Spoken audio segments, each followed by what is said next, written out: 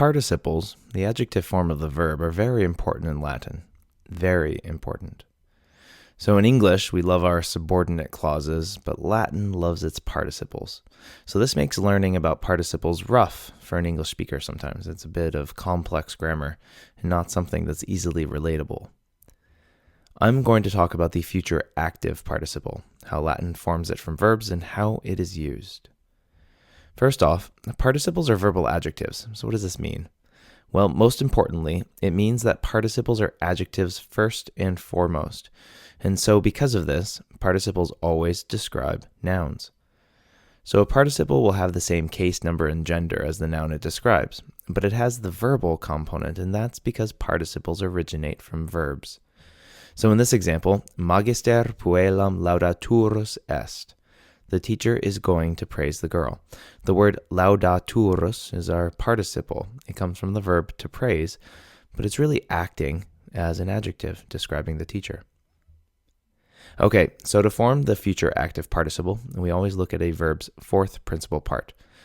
So verbs have principal parts that we use to make all forms of the verb, so learn more from my principal part video here. Not all verbs have four principal parts, but when one does, that one is the perfect passive participle. And sometimes this fourth part is listed ending in an which means it's the accusative supine. Just change the ending to an us, and you get the perfect passive participle when it exists. So to form the future active participle, we take this perfect passive one and throw in a UR before the us ending. So laudatus, praised, becomes laudaturus, going to praise. And yes, this UR is the same UR that's at the end of the word future. In Latin, futurus is the future active participle of sum esse. Literally, it means going to be. Yes, the future is going to be. And that's also an easy way to remember that the future active participle has a UR at the end. The us ending shows that the future active participle is a first and second declension adjective.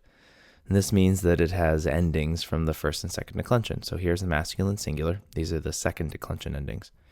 The feminine singular, the first declension endings, and the neuter singular again, with the second declension neuter endings. The plural, of course, uses plural first and second declension.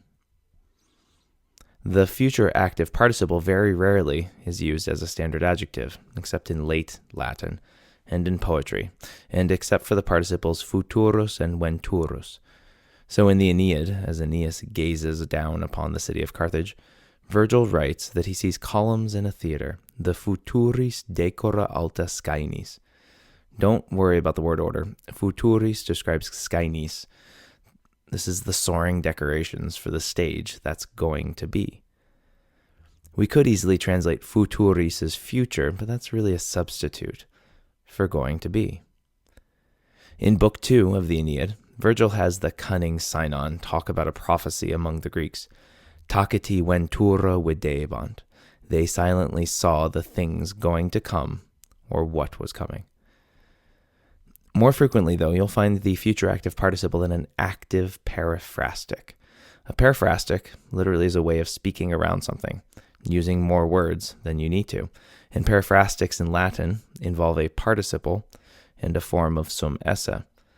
The active periphrastic has the future active participle. You can probably guess that the passive periphrastic involves the future passive participle, the gerundive. But that's a subject for another video. You saw an active periphrastic at the beginning of this video. Magister puellam laudaturus est. The teacher is going to praise the girl. So that's a literal and actually a pretty good standard translation of this sentence.